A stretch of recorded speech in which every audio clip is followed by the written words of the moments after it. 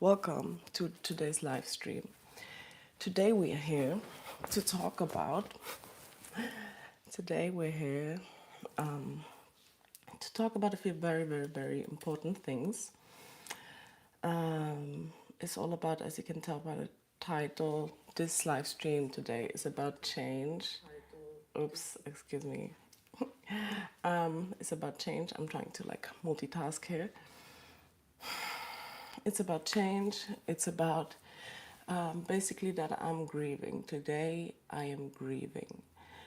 I am grieving, and emotionally speaking, I hate that all this change that is happening right now is happening all at once.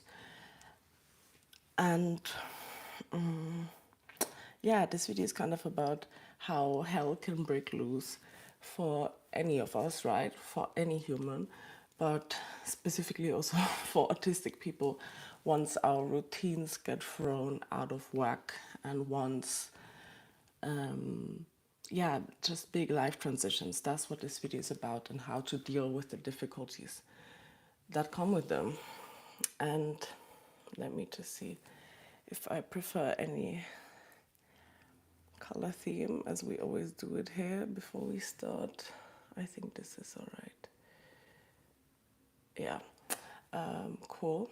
So basically, I popped some of the questions in the chat, and also in the chat is not working, but I popped some of the questions and important thought prompts that I want you to think about if you're trying to decrease the pain in your life.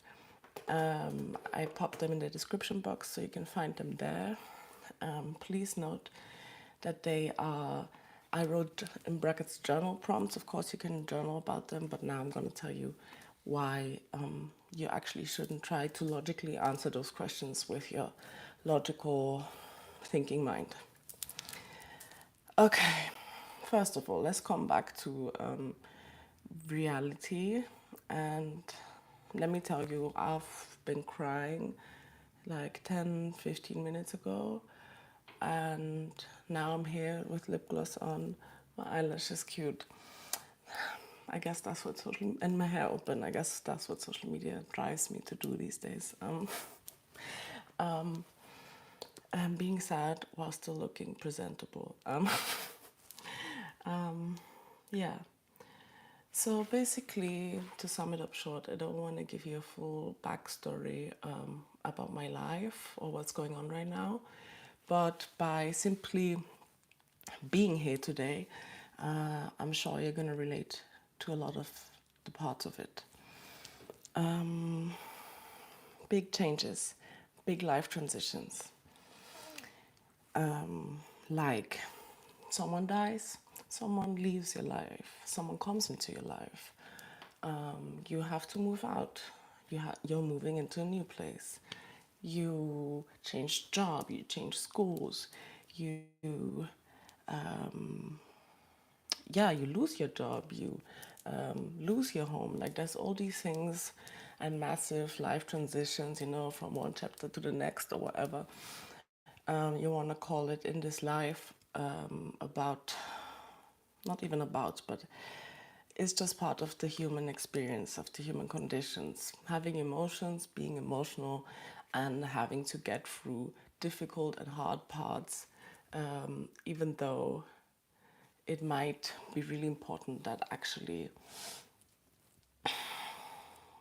yeah, even though it feels like giving up, you still want to get through it because you have goals, you have things in mind you want to do, you have ambitions, you have dreams, you have hopes that were shattered, stepped on, crashed, and burned to the ground.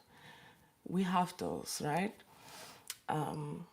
And recently, I've been grieving so much about a lot of loss. A lot of loss has occurred in my life, but also a lot of loss has occurred in my life by choice because I did not want things to stay the same.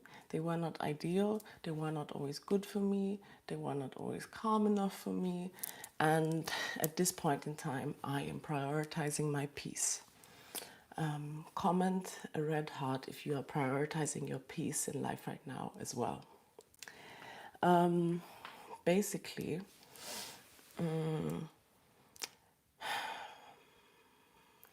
let's speak about the spiritual perspective of it all as well, right? If we think about different, like a goddess, for example, Hecate. Hecate is the goddess of liminal spaces. Liminals, what is a liminal space? And crossroads. Crossroads are roads that intersect into four ways, basically. Or like even, I think even a crossroad can be when it goes this, yeah, anything where something, where one road meets two others or more than that. And basically Hecate, the goddess, about liminal spaces. The liminal space is the space in between the crossroads, you know, before you go into a new road, before you start a new path kind of thing. And it's so hard to let go of things that hurt you when they were also beautiful, when you also enjoyed them, when you also got so much out of it and learned so much from it. And it hurts, it hurts, it hurts, it hurts so badly when we have to let go of people, of places, of any kind of thing that meant something to us, right? So for me, I also realized I am so sad because all those things that I decided to let go, and it's nice because it means that I'm not splitting it into black or white. It means that I'm perceiving the whole experience holistically. When you see that a situation that was not good for you and that you had to leave, when you grieve it and are sad about it, because it was also beautiful. There were parts of it that were meaningful to you, helpful, emotional. You were attached to them. You needed them. You felt all kinds of big feelings, right? But in the end, you still let go. And often people say, what helps to let go is remind yourself of why you let the thing go. And I'm at this point, I'm like, yeah, I know why I let it go. But it's not helping me. It's not helping me feel better to think about why I let it go. What I am sick of is being in this in-between space. And I think a lot of energies are being cleared up in my life path right now as well. Because it's like, how can I define it?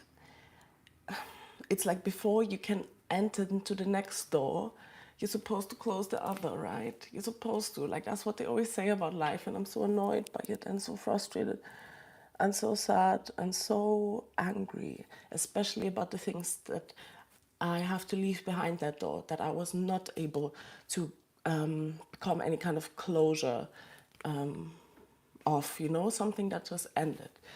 And often with things that end, we don't get the closure that we expect or want or wish for. And so what are we supposed to do? I've been asking a bunch of people in my life recently, what are we supposed to do? How can I let go? I'm struggling so much to let go. How can I let go what's hurting me? Because the thing, I already let it go. I'm in no contact with like this certain person and stuff. This significant person. But I'm not getting into the details. No. And I had to let go, right? And I already let go. There's no communication no more. And maybe you've done the same. Maybe you let that person or that flat or that job go. Although it was not good for you, it gave you safety. And it was also good for you in other ways, right? That's where you stayed, right? So the thing is, though, I already let it go, but I still hope for this thing to come back and open the door and follow me into my next door. And that's not how it works, because it would have worked already. That's like what I feel like the universe is telling me, you know? And what I'm experiencing. And you know how spiritually they say that everything, not everything, but things we experience in our life, in the outside world, are also a reflection of what is happening inside within us. And I'm not applying this to everyone in the world. That's not what I mean. I'm just talking about my situation now and this spiritual perspective, you know. And I've been reading a lot about human design recently, which has been interesting because also there's a video coming out about that. I'm still editing it. Look out for it, subscribe, and click the notification bell so you won't miss this video on human design and how I use that technique, that form of spiritual practices to make decisions in life, which has been really helpful for me and really connecting me back, like with myself, with my intuition, with my solar plexus. And I'm so sad. I'm gonna get to the questions that I have for you in a second. I just need to feel this for a bit and breathe through it. Breathe with me, please. If there's anything that's on your mind right now that's laying heavily on you, breathe with me.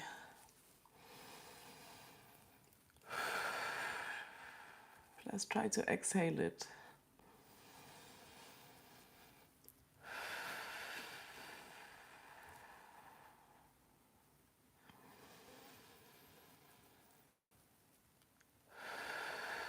And try to breathe into your diaphragm, into your belly.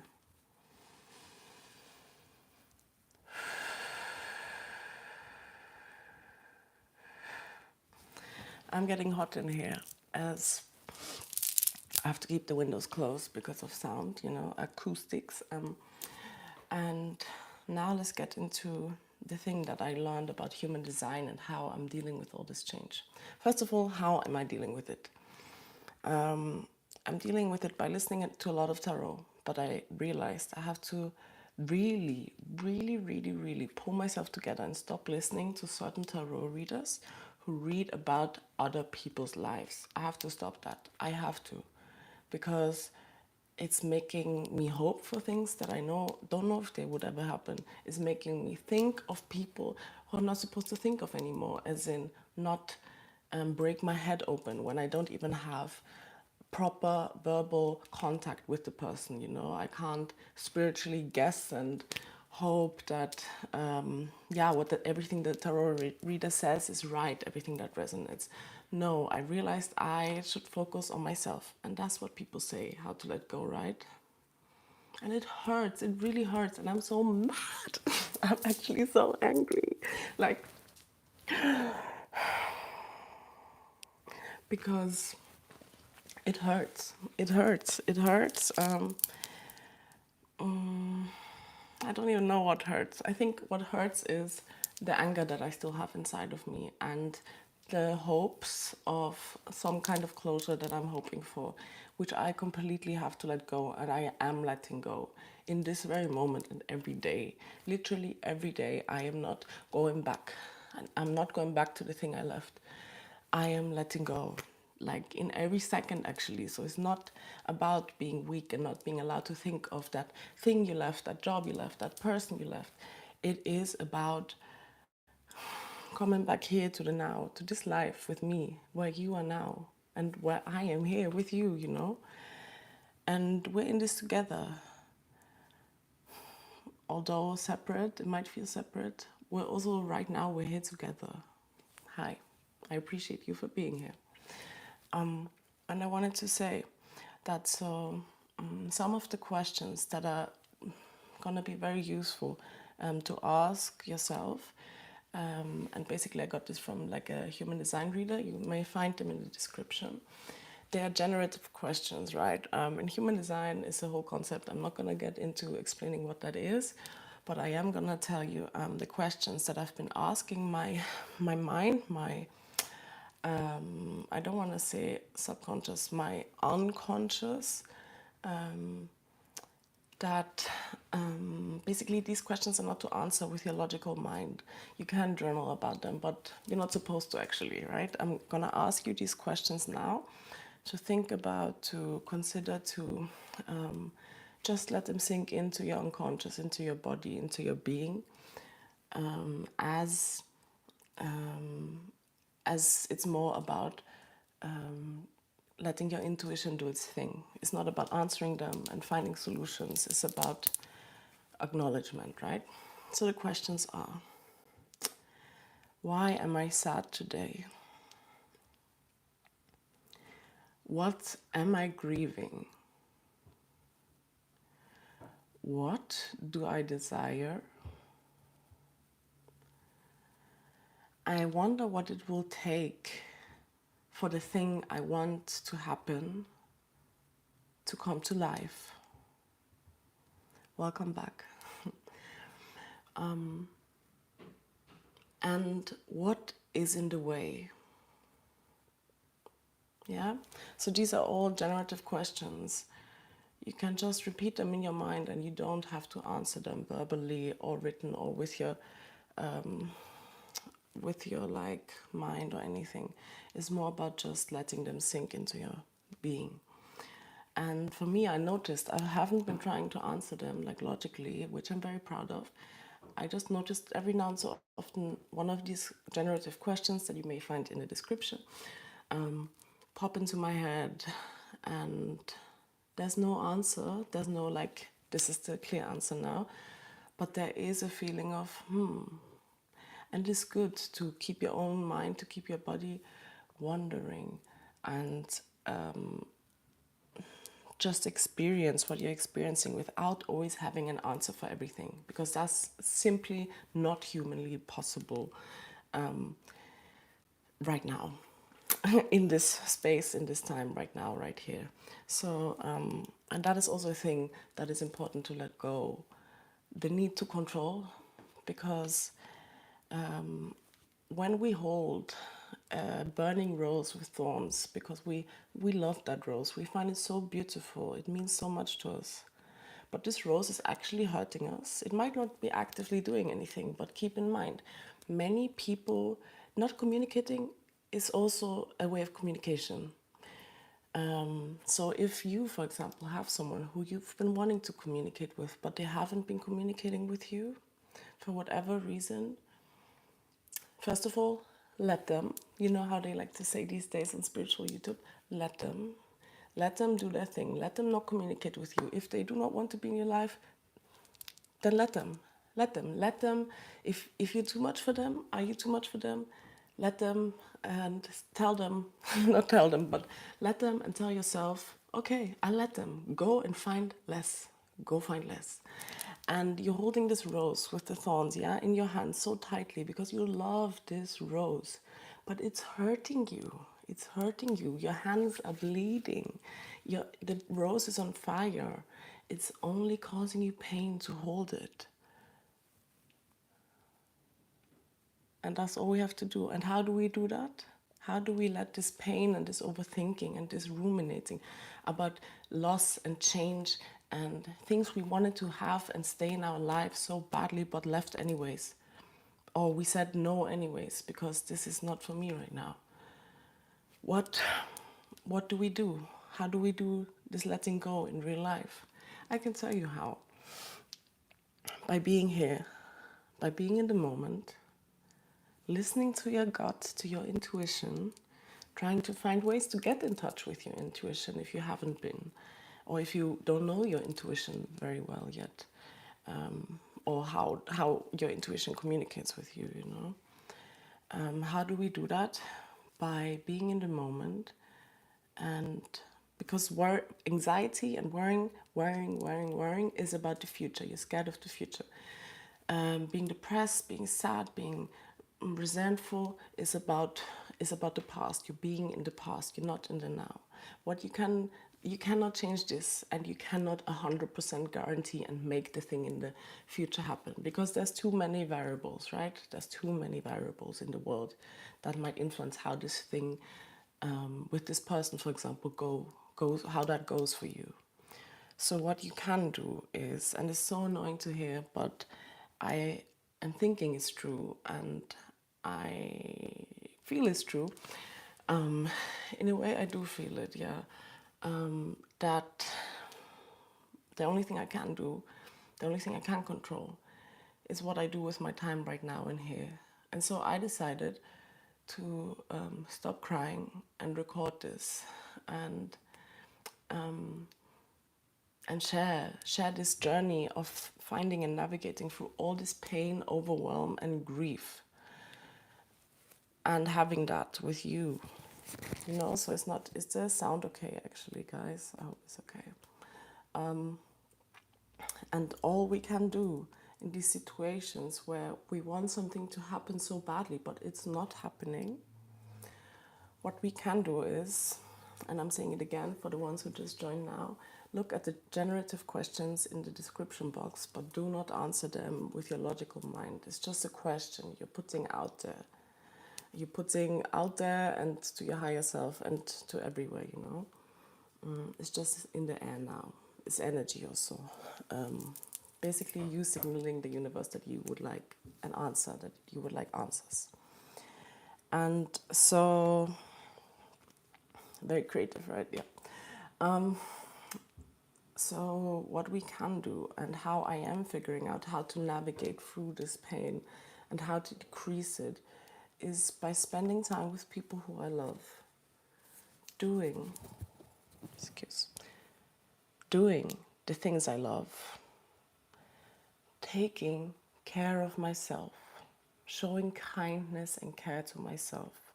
Prioritizing myself, as well as giving myself breaks. It's not always about doing. Often it's about breaks and not doing and not trying and not making something happen. A lot of the time it's about being here. Now you're here with me in this moment. You're sitting, you're standing, you're walking, you're laying. Could be anything, right? Of those. Flying. Or you're just listening, you're not watching maybe. And in that case, it's my hair clickering, the beats on my hair. And what you can also do is feel that pain, feel that grief. But if you're someone who can get lost in the emotions, like as in the emotions get so intense and overwhelming and your thoughts get stuck at this one thing, and you ruminate and you, what is it called, perseverate? I forgot the word. The thing that autistic people do, that we do, where your mind gets stuck, where your thought gets stuck on something and it's literally stuck, like you can't, like it's just repeating, you can't let go. It's not even a conscious like state of mind anymore, a clear state of mind. It's not clear. It's like, that's the thing that can lead to meltdowns and shutdowns. So basically, what you can do is also feel that emotion. And I'm asking you, please feel it. Even if you set the timer for 5 minutes, for 10 minutes. When you feel this thing is coming up, set the timer and know that after, when that timer, I can feel this now, I can let it out, I can scream, I can experience this now, I can sit in the underground with my glasses on and cry, the tears are running down. I can do this anywhere. But I have to let it happen. I have to feel it in order to release it. And I'm not saying like stay in it, you have to analyze it. No, a lot of the time what is important is to regulate our nervous system through breathing exercises, through like things like that, through shaking, through stretching, exercise. All these things really help to calm us down from emotional states of dysregulation. But what we do not want is to push the emotion away. And what we do, and if you're at work and you can't feel it, I get it, I hear you. But if you push it away when you're home alone or on the underground, or when you actually have time to yourself, or with your therapist, when you push it away, then that is not okay, I'm telling you, because you are increasing your pain. What you're doing in that moment is basically, so what would help you to release the burning, we had the analogy of a burning rose with very massive thorns that you're holding on to symbolize the thing that you loved so dearly, right? And that you wanted to keep or wanted to improve so badly. And what we do by not feeling our emotions is we keep holding on to it. By feeling our emotions, setting a timer, and then doing something to distract ourselves, and ideally something healthy, not maladaptive coping mechanisms, but safe ones that are good for you in the long run. Not pushing them away, but feeling it, setting the timer, then distracting yourself, watching, for example, your favorite series or your favorite YouTubers, anything that comforts you, your favorite book, you're going for a walk in your favorite part of the city, of the forest, whatever. And then continuing your day and focusing on what you want to do and what you can do and what you always wanted to do, to focus on that and stay with that and be with that thing and engage in it, or rest, go for a nap, anything that you feel your body needs in this moment. Please do it. But I'm telling you, do not push the emotions away. And I'm telling you this out of my own experience, and I've seen it in a bazillion other people's, and especially as a mental health advocate and someone who has over 10 years of therapy experience. Do not push them away, because they're going to grow. And it's basically, the bottling up thing, but it's worse than that. It's not just bottling up. It's more like pushing it into a thing and shaking it. And also, while you push your emotions down, you're also simultaneously like shaking, like a Coke bottle, let's say, yeah? Oh, no, something's in my eye. And what that leads to is, you might think, yeah, but I can't engage with this. This is too painful. This is too big, or I don't have time for this right now. You better make time. I'm telling you, you better make time for your emotions, to feel and experience your emotions and let them go through your body and regulate yourself out of it, like with vagus nerve regulation system exercises and stuff like that. Because often when we have to let go of something or someone very significant in our lives, it might feel like not even the rug is being pulled away from underneath us, how they like to say. It feels like literally the world is being pulled away from underneath you. Not even pulled away, it's just gone. Like you're just falling. I feel like I'm falling since a long time. And luckily, I'm falling past so many amazing things and people and ideas and energies, and through my falling past and through my own experiences in this free fall that I'm in this liminal space, which is so unsettling. It's so unsettling not to have certain securities and routines in your life that keep you stable, that kept you stable, and that gave you safety. But what is your job right now when you're falling is, I'm engaging with these things, the people, the thoughts, the ideas I have. I'm engaging with them.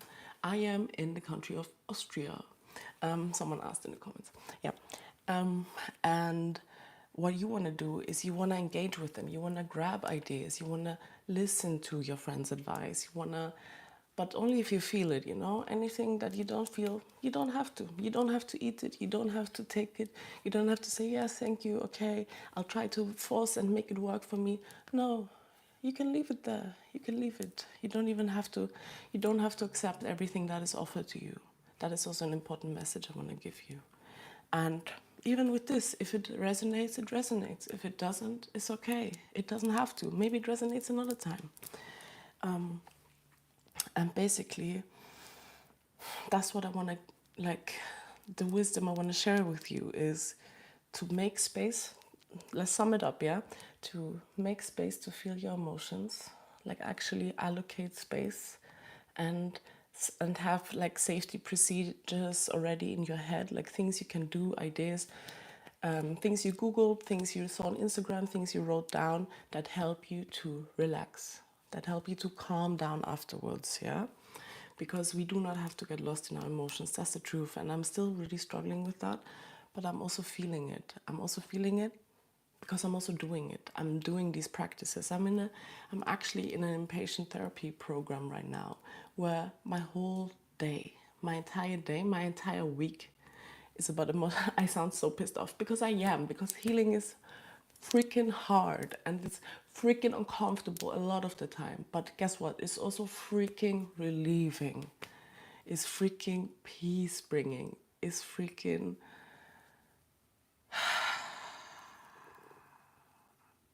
like that. Yeah, it's like that. Until it gets, maybe again, But now it's like, my eyes roll to the back so much right now. That's how pissed off I am. That's how pissed off I am at this. And it's okay. You don't have to be happy when you're in like really stressful and changing and uncertain life circumstances. You don't have to be happy. And that's also what I learned in the clinic. A music therapist said that to me there, which was so nice, because I was playing on the piano and like just playing anything, and I really didn't feel it, and I really didn't like it so much. And then she said to me, yeah, during certain parts, she also felt like it was like a bit strange and ugly, and not ugly, she didn't say ugly, but uncomfortable. And I told her yes, because I'm going through so much change right now and I cannot take it. I don't know. It makes me so uncomfortable, so anxious. I'm so scared. I'm also so scared. And here I realize again, the scared is because of the future, because I feel like, okay, I don't know. I don't even know approximately. I don't have any clue what is happening in the future, yeah? Maybe the thing that hurt you so badly comes back and apologizes. Hopefully, let's hope so. But if not, and you have to act like it's not gonna happen. You have to act, I'm telling you, you have to act like the person who hurt you is not gonna come back and apologize, because otherwise you're holding onto that burning rose with the thorns. That's what you're doing. And you're hurting yourself. You're hurting yourself. You're only hurting yourself. And yes, I'm saying that to you because it is not fun to have to let things go that hurt us. And basically, because that person is, you have to act, no matter if it's going to happen or not, really, you have to act like the person is not going to come back and apologize whatsoever. You have to act like that, because that gives you the power. Because that then gives you the power and the autonomy, the agency, the feeling of, I can control something again. When you, sorry, now I saw more people join the live stream and I got nervous and now I forgot the thought. Yeah, and that gives you the power of basically having the steering wheel of your life in your hands, having it in your hands. You're not leaving it up to whoever or to something to happen and maybe come and say this and that. No, that is you taking back control. That is you saying, this is my life. I'm doing what I want. And if this person is not going to apologize, let them. Fine. Be angry at them. Still, it's okay. You're allowed to be angry. We're all allowed to be more angry in this world, I'm telling you, especially as femmes, especially as women, as trans people, anyone, we're allowed to be so freaking angry, because it's mad out here. Let's not act like it's not. It's really, what is this world even, right? What is this?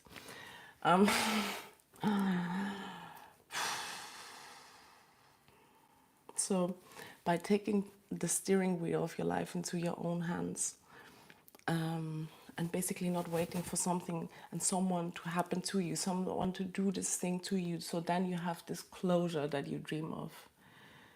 Guess what? They can apologize, come back, tell you all the things you ever wanted to hear, but you might still have the same anger and not have any closure whatsoever. Why? Because you have to give yourself that closure. And how can we give ourselves that closure? That is the question. That is the question. And that is a trial and error process. And it's not even error, because there's no errors. It's a trying things out process of things that are good for you, of doing things that you love, and of accepting that they really disappointed me. Acknowledging the state of your being right now, and also of the past. Acknowledging the past is still important before we can move forward. But I'm not saying you have to do it right now. I'm saying listen to your intuition. That's what I'm saying. And what we can do, the only thing we can do, is to decide how we want to live in the moment right now. And if that means crying, that means crying. If that means going over to the friend's house, you go over to the friend's house.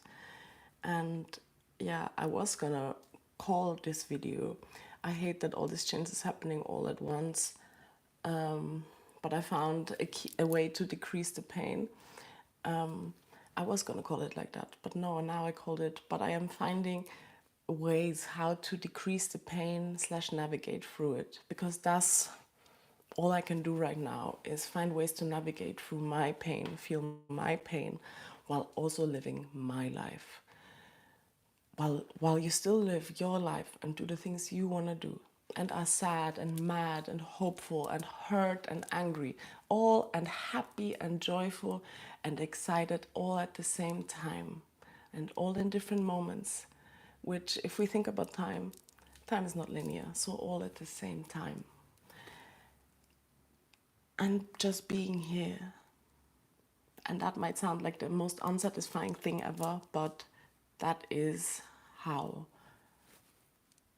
we can let go.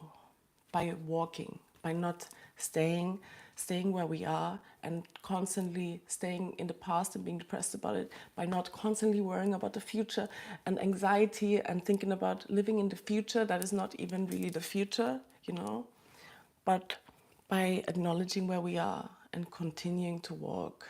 That is how we let go. That is how we can get through change. And why did I call this video as an autist adult, like going for big life changes as an autist adult? Because as autistic people, I am autistic. Hi, my name is yours, by the way, pronouns they, them. I didn't say that in the beginning, lol.